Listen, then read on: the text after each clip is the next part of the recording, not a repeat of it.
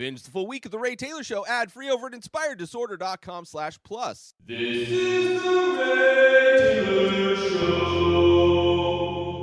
Welcome to Top 5 from The Ray Taylor Show, where each week I rank movies in a variety of categories from franchise and subgenre to director and actors. No film is left unwatched as I break down my top 5 picks.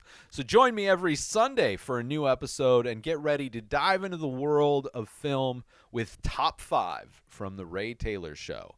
On this episode, I am ranking my top 5 films featuring the Best Actor Award winner, Brendan Fraser.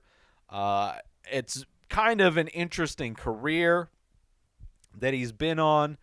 He is one of Hollywood's most beloved actors, at least at one point. There was a bit of a falling out, and he is back, baby.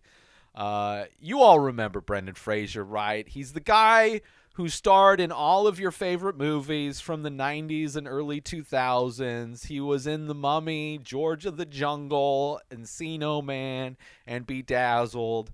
And who could have forgot his unforgettable performance in School Ties? That's right, the movie that taught us all to never trust Matt Damon. But let's be real, what happened to Brendan Fraser? It's like he disappeared off the face of the earth. He went from being one of the biggest stars in Hollywood to a virtual unknown. And some say he was lost in the jungle. Others say he was cursed by an ancient Egyptian pharaoh. But seriously, Brendan Fraser is a talented actor and deserves more recognition. He's got range, he's got charisma, and he's got a well-rounded filmography.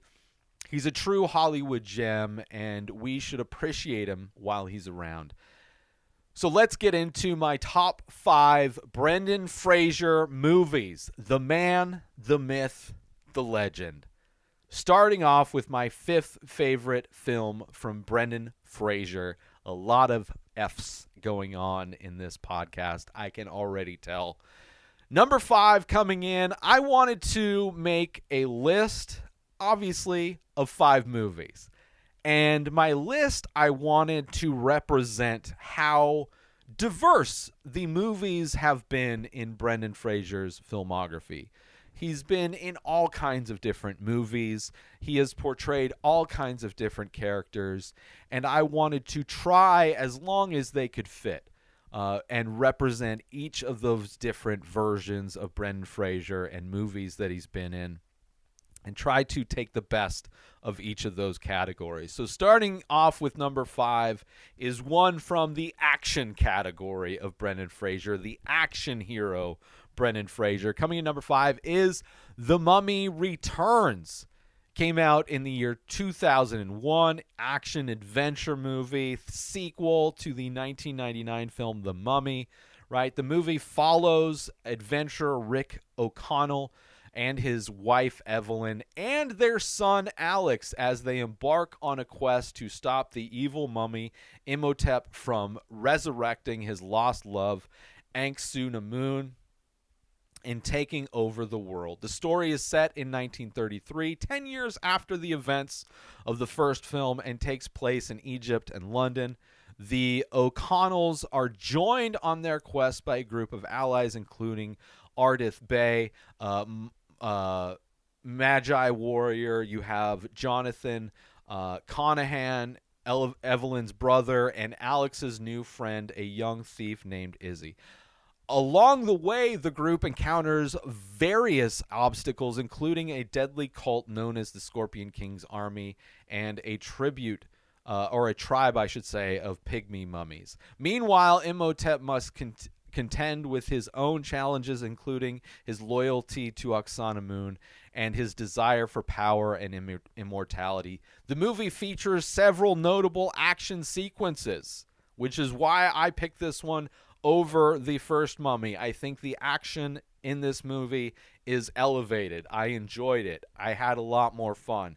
Do the special effects necessarily hold up? No, but neither did the special effects from the first movie. So the fun action sequences is really why I chose this one to be on the list, including a chase through a double-decker bus in a London double-decker bus in London, and a battle between O'Connell's and the Scorpion King army, which are both great action sequences. The Mummy Returns also introduces a new mystical artifact, the Bracelet of Anubis, which plays a key role in the plot. The Mummy Returns was directed by Stephen Sommers and starred Brendan Fraser, obviously, Rachel Weisz, John Hannah, Dwayne "The Rock" Johnson, and Arnold Vosloo.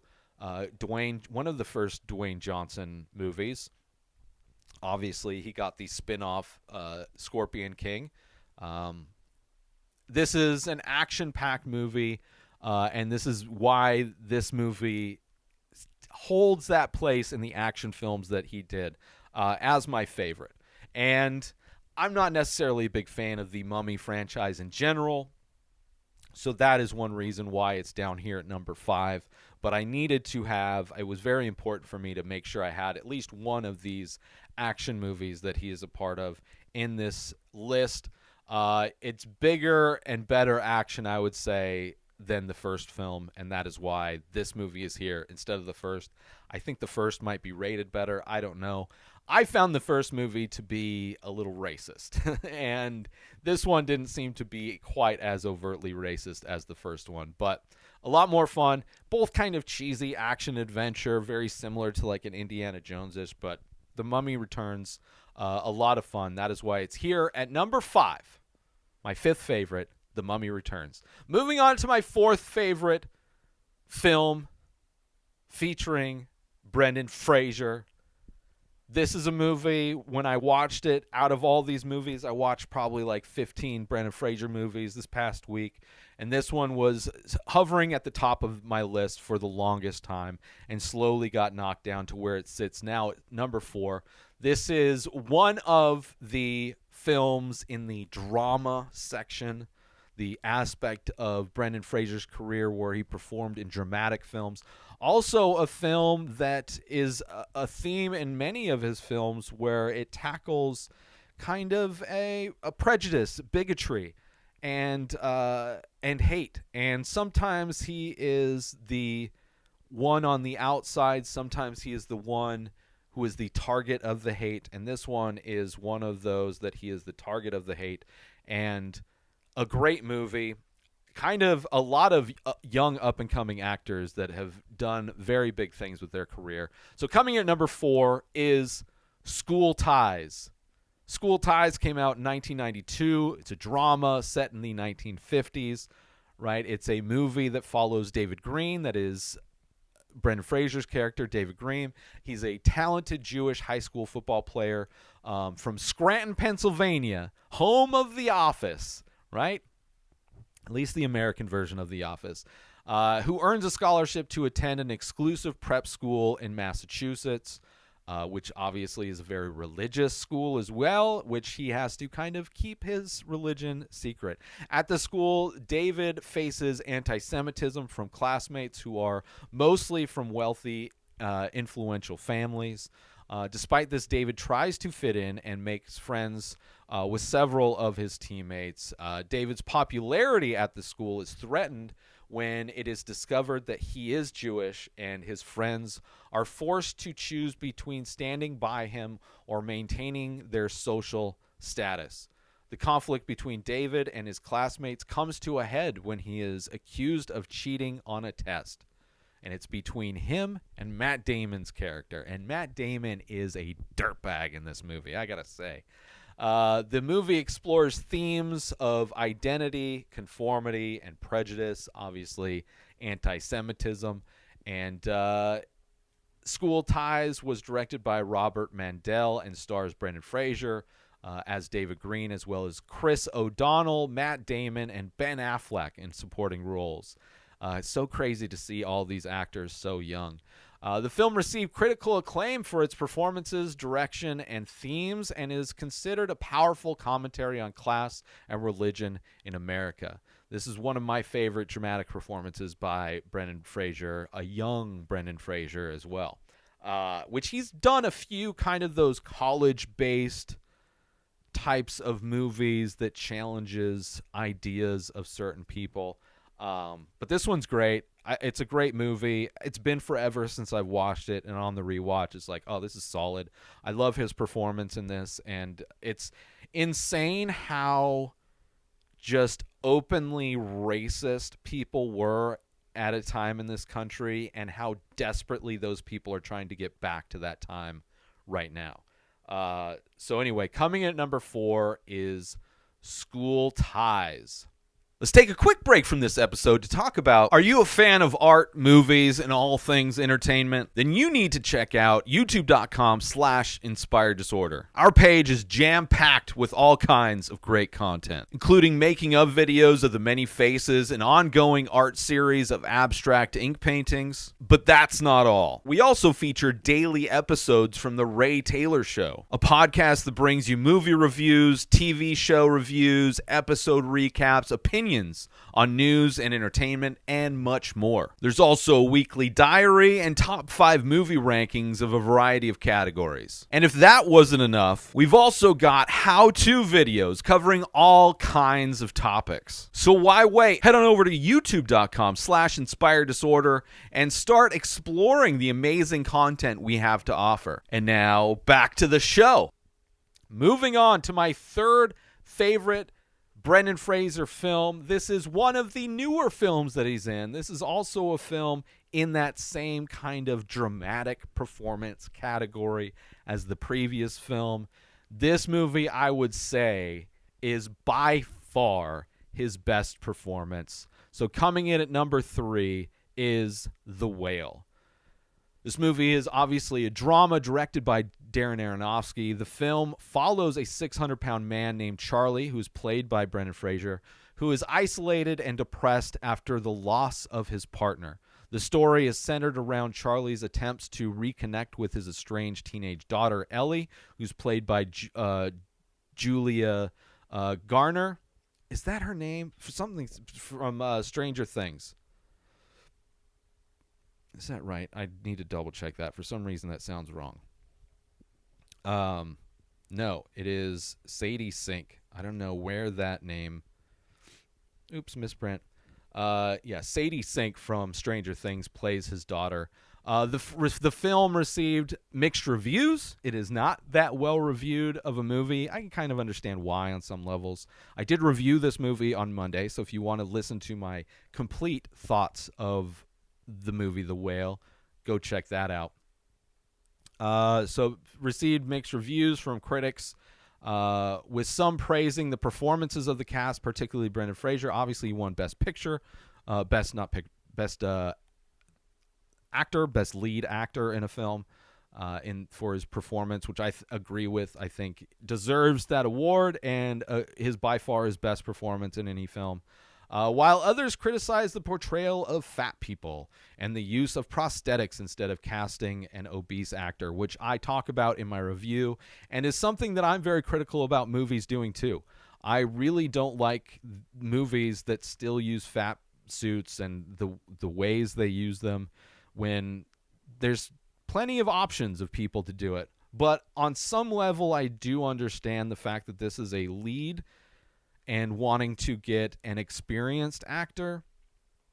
And Brendan Fraser at the time of this filming was kind of a big guy. You look at him in the films that he did right before this, like he had kind of blown up himself. So it's not like he was young, in shape Brendan Fraser from the Mummy franchise. So I don't know. I thought his performance and the prosthetics and fat suit by far the best I've seen. Like it looked realistic to me, where so many of them do not, and so many of them are so ridiculous. So I can understand the criticisms. I didn't necessarily have those problems with the fact that they cast him instead of an actual obese person to play this role, which may have been better, which may have given somebody an opportunity to start a career, but it is what it is. Despite the controversy, Fraser's performance was widely acclaimed, with some critics calling it his best work. I would agree, and this won him Best Actor Oscar. The film was praised for its exploration of themes such as guilt, sexuality, religion, and human impulse to care and be cared for, which are amazing how it tackles. Like, I related to this movie, hit me hard as somebody who struggled with my weight my entire life and knows how differently people treat you when you are overweight versus when you are thin, and knowing how that can become your identity, but also the other characters in this who are at the different perspectives, whether there's somebody who is abandoned, whether there's somebody who sees their friend, the one they care about, struggling with an addiction, seeing somebody slowly kill themselves. Like, I related to all of the characters in this movie, and it was profound. It was great. And the more I think about it, the more I love this movie. So that's why it's number 3. Maybe it could have been higher. Other movies, you'll see why I put them higher than this, but number 3, it's great. Aronofsky defended his use of the prosthetics, saying that it was a common tool for actors and that the film aimed to create a fully worked out character who had both good and bad parts, which it is very much centered around that character. And I think it's an honest portrayal of what that reality can be like for people. Overall, The Whale is a poignant and emotional exploration of human connection and the struggle to overcome isolation and pain. By far the best performance, as I said, by Brendan Fraser. Absolutely, hands down. Maybe not my favorite movie he's in, which is this list, but one where I loved his performance so much, and it was a powerful movie. That's why it is here at number 3, The Whale. Now, moving on to my second favorite Brendan Fraser film. This is a film that kind of came out of nowhere. Is another more recent film, and a movie that I think we see a different side of Brendan Fraser. We haven't seen like the evil Brendan Fraser. Maybe there are movies where he is, but he's usually he's like more of the lovable kind of lead, whether it's comedy or other things, where this movie he is playing, I would say, the most off type that he's done in anything. So that reason it's at number 2. I really do like this movie as well. I think it's a well-made movie and one that I think I would enjoy watching more than The Whale. So I could see flipping this in number 3, depending on my mood, depending where I'm at, because Brendan Fraser obviously isn't as big of a part of this movie as The Whale, where The Whale is pretty much centered around him. He's in every scene.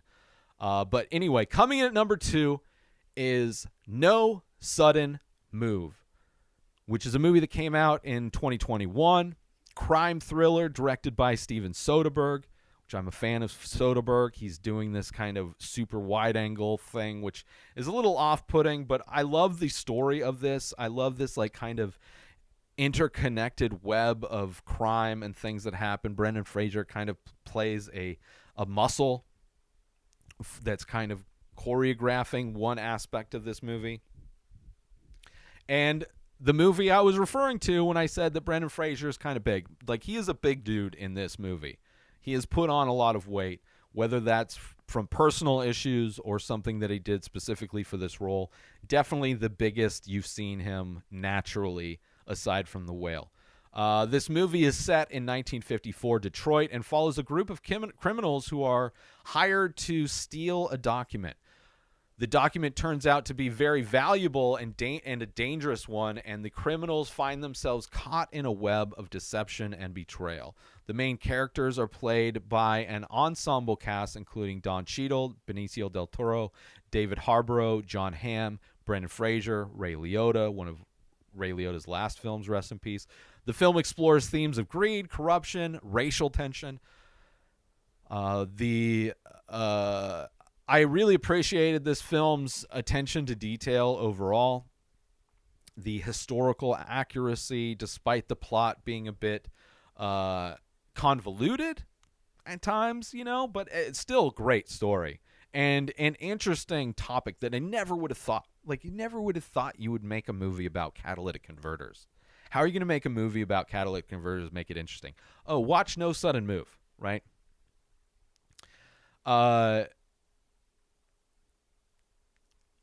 And because of that, the characters are a little bit thinly drawn, as it were. You don't really they don't get fleshed out, but there are so many. It is really a movie about the story and about how all of these people get chewed up and spit out, where the people on top, the elites of this country, always kind of end up unscathed, right?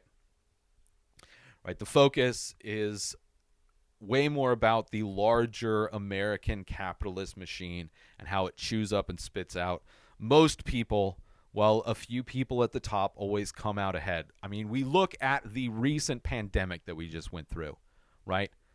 People struggling more than ever. Inflation, corporate greed, price gouging. Meanwhile, despite a global pandemic, the upper echelon of wealthy people just increased their wealth exponentially during this insane time. Every tragedy that happens somehow benefits them. And this movie illustrates that in a very painful way. No Sudden Move is considered to be an entertaining and well-crafted crime thriller with a talented cast and strong directing. Absolutely. Brennan is a smaller part of this film, of this ensemble cast, but he's definitely a great performance for him nonetheless. And it's also, I would say, the quote-unquote best movie he's in. I mean, that could be arguable with The Whale, but I would say those two would probably... I mean, there's an argument for School Ties as well, but I would say this is kind of the best. Well-rounded performances as well. The writing's good, the story's good. This movie checks a lot of boxes as far as being a good film. It's also one of the few times, as I said before, if you've ever seen Brennan play an angry or unlikable character. It's like something new from a guy who has seemingly done everything in Hollywood, played every kind of different character.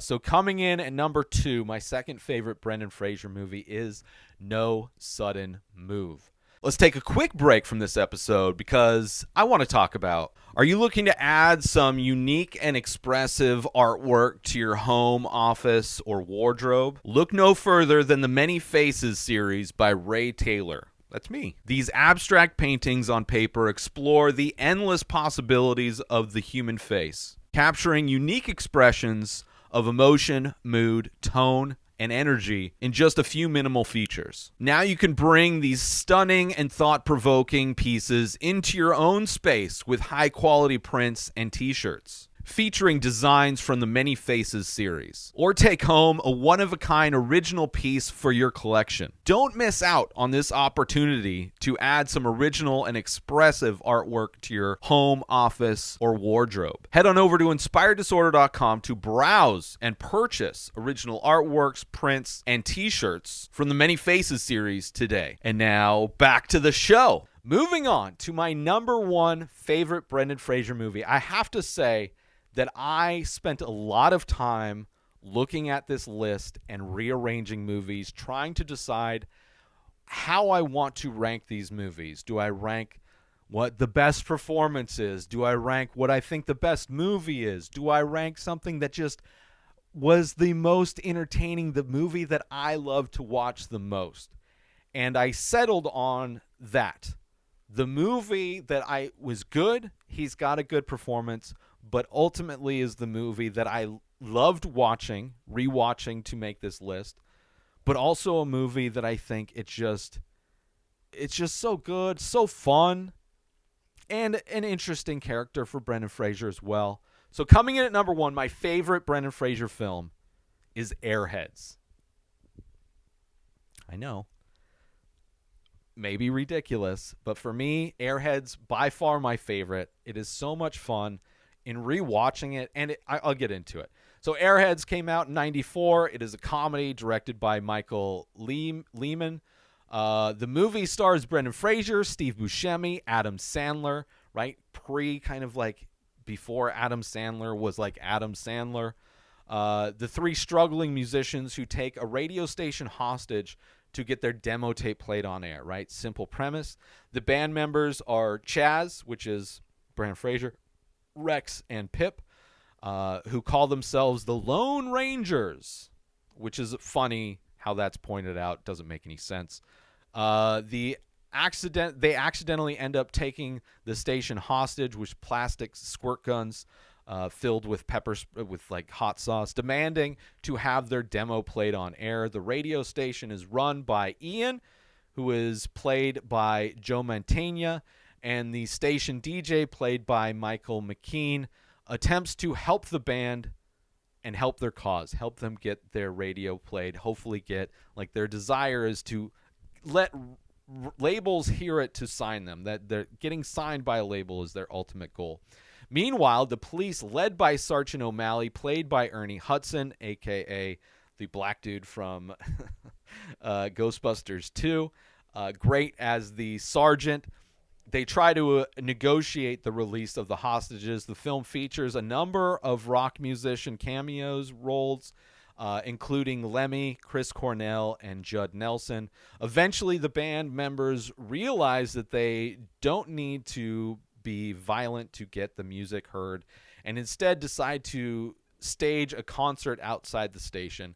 The film was a box office success. Has become a cult classic among fans of the 90s comedy movies. By far the most fun I had. A movie that I don't think I watched a lot.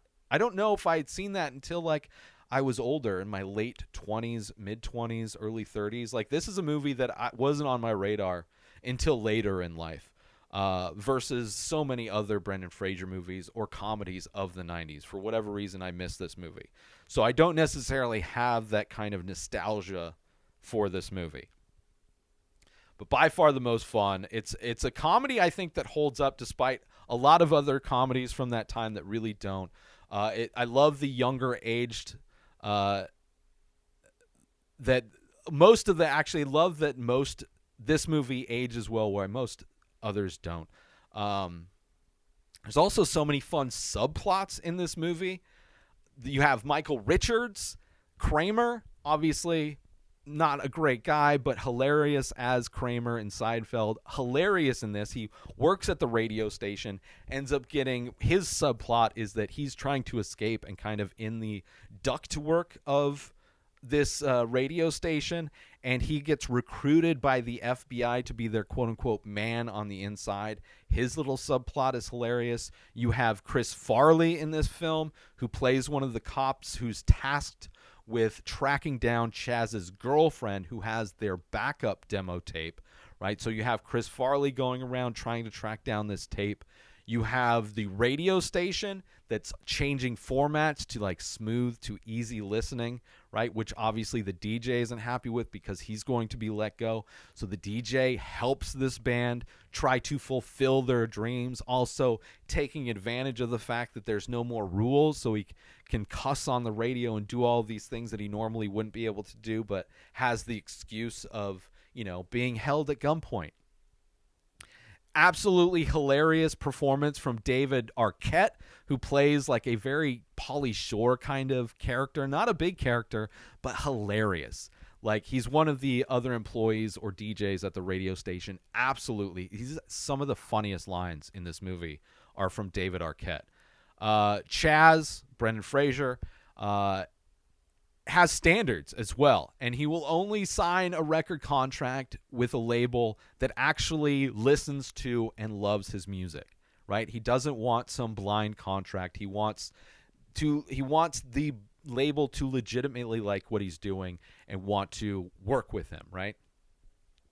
You have the crowd playing a big part in this whole hostage situation, right?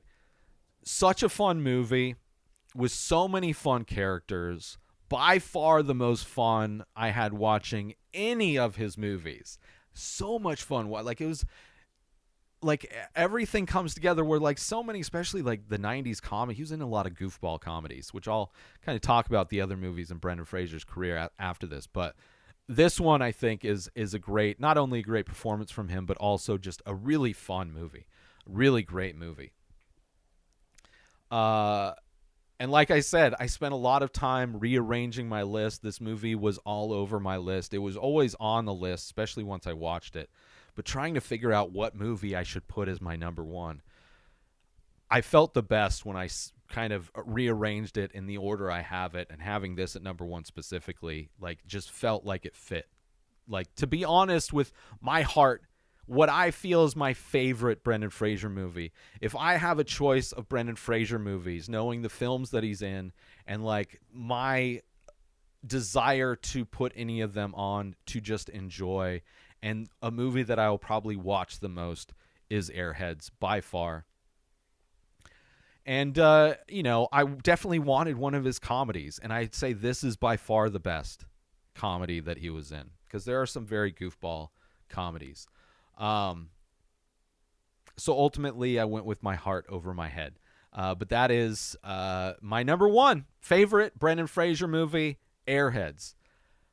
Honorable mentions. Blast from the Past was like kind of a really fun fish out of water. I actually think that his role in that would have been played better by Jim Carrey. I can just see Jim Carrey knocking that role out of the park. But a really fun premise and a really fun movie. Kind of drags a little bit, kind of gets a little slow, but overall I enjoyed it. Gods and Monsters was a movie that was on my list for the longest time. Just another film about bias and prejudice, in some ways similar to the School Ties. Gods and Monsters. The Mummy, obviously fun, but I liked 2 better, so The Mummy didn't make it. Encino Man is the movie that I wanted so desperately to stay on this list. I was as a child, huge Pauly Shore fan. Loved all of his movies. Encino Man, not my favorite of the Pauly Shore, which I'm going to be doing next week. We'll be doing my top 5 Pauly Shore movies. To see where Encino Man lands, I don't think it's my favorite. Actually, I know it's not my favorite, but it was a fun rewatch. It's been a while since I've watched Encino Man. Also a fun rewatch because both Brendan Fraser and Ke Huy Quan are in it, and both won Oscars for their performances this past year.